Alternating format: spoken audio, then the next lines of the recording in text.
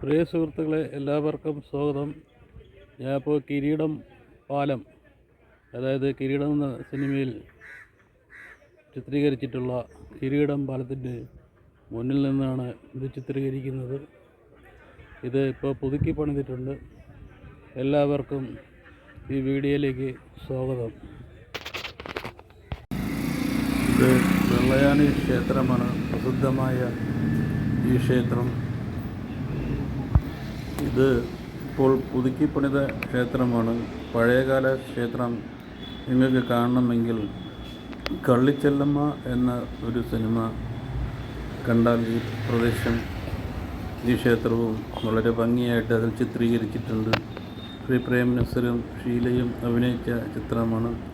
അതിൽ ക്ഷേത്രത്തിൻ്റെ പഴയ രൂപം നല്ല രീതിയിൽ തന്നെ ചിത്രീകരിച്ച് കണ്ടിട്ടുണ്ട്. നിങ്ങൾ കാണാൻ ശ്രമിക്കുക.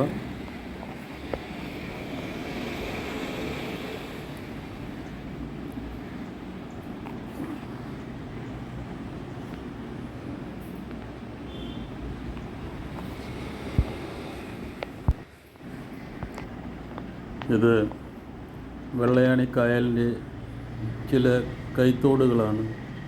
ഇവിടെയാണ് കിരീടം പാലം ആരംഭിക്കുന്നത്. കിരീടം പാലത്തിൻ്റെ പുതുക്കിപ്പണി നടന്നുകൊണ്ടിരിക്കുകയാണ്. നിങ്ങൾക്ക് ഏവർക്കും ഓർമ്മയുണ്ടായിരിക്കും കിരീടം സിനിമ.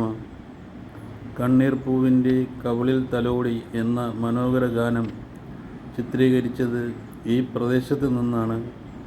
ശ്രീ മോഹൻലാലും പാർവതിയും ചേർന്ന് അഭിനയിച്ച ഈ പാട്ടുരംഗം നല്ല രീതിയിൽ ഇവിടെ ചിത്രീകരിക്കപ്പെട്ടിട്ടുണ്ട്. ശ്രീനാഥും മോഹൻലാലും യദുവും ശങ്കരാടിയും എല്ലാം ഇതുവഴി നടന്നു പോകുന്ന രംഗങ്ങളും ചിത്രീകരിച്ചിട്ടുണ്ട്. മോഹൻലാൽ പലപ്പോഴും സൈക്കിളിൽ സഞ്ചരിക്കുന്നതും ഈ പാലത്തിന് മുകളിലൂടെയാണ്. ഒരിക്കലും മലയാളികൾക്ക് ഈ പാലവും പ്രദേശവും മറക്കുവാൻ കഴിയില്ല.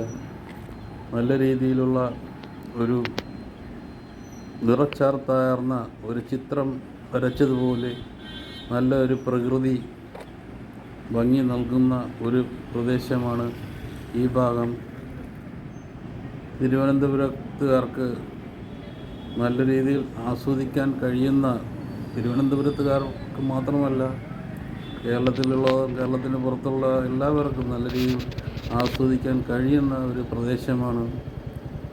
നല്ല രീതിയിൽ പച്ചപ്പും ഹരിത വർണ്ണം നിറഞ്ഞ വയലേലകളും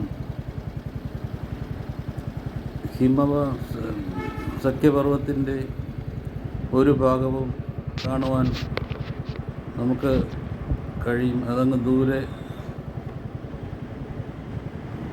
ആണ് കാണുന്നത്. ഇത് കായലിൻ്റെ കൈവഴികളാണ്. കൃഷിയും നല്ല രീതിയിൽ നടക്കുന്നുണ്ട്.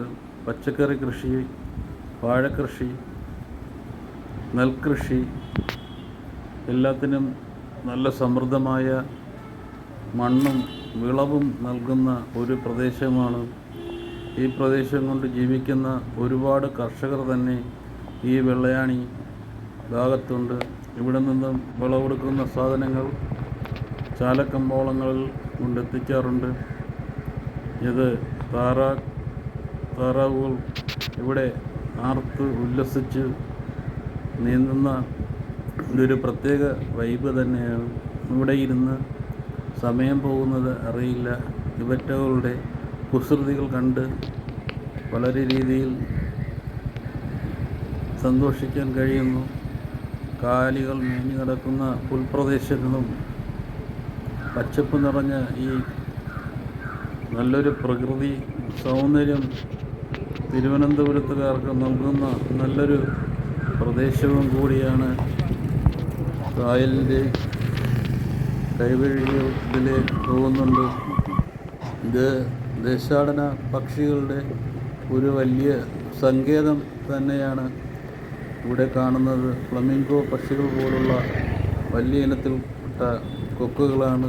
വെളുത്ത നിറമല്ല, ചാര നിറത്തിലുള്ള വലിയ നീണ്ട കാലുകളും വലിയ ശരീരവും വലിയ കൊക്കുമുള്ള ഈ അപൂർവ ഇനം പക്ഷികളെ ഞാൻ ആദ്യമായിട്ടാണ് ഈ ഭാഗങ്ങളിൽ കണ്ടത്. അതിൽ ഇങ്ങനെ തൊട്ടടുത്തുകൂടെ ഒരു മോട്ടോർ സൈക്കിൾ പാഞ്ഞു പോയപ്പോൾ ഈ പക്ഷികൾ പറന്ന് ഉയർന്നപ്പോഴാണ് ഇതിൻ്റെ ശരിക്കുള്ള വലിപ്പം കാണുവാൻ സാധിച്ചത്. ഇത് കായലിൻ്റെ വൃത്തിയാക്കുന്ന ചില പ്രദേശങ്ങൾ ആണ്. കായലിൻ്റെ വർക്കുകൾ നടക്കുകയാണ്. കായൽ വളരെ രീതിയിൽ കുളവാഴയും പായലും നിറഞ്ഞ ഒരു അവസ്ഥയിലായിരുന്നു. ഇപ്പോൾ എല്ലാം വളരെ നല്ല രീതിയിൽ ശുദ്ധീകരിച്ച് കാണുവാൻ തന്നെ നല്ല മനോഹരമായ ഒരു കായൽ പ്രദേശം ആയി മാറിയിട്ടുണ്ട്. ഭാവിയിൽ ഇത് വലിയൊരു ടൂറിസ്റ്റ് ഡെസ്റ്റിനേഷൻ ആയി മാറും എന്നുള്ളതിൽ ഒരു സംശയവുമില്ല.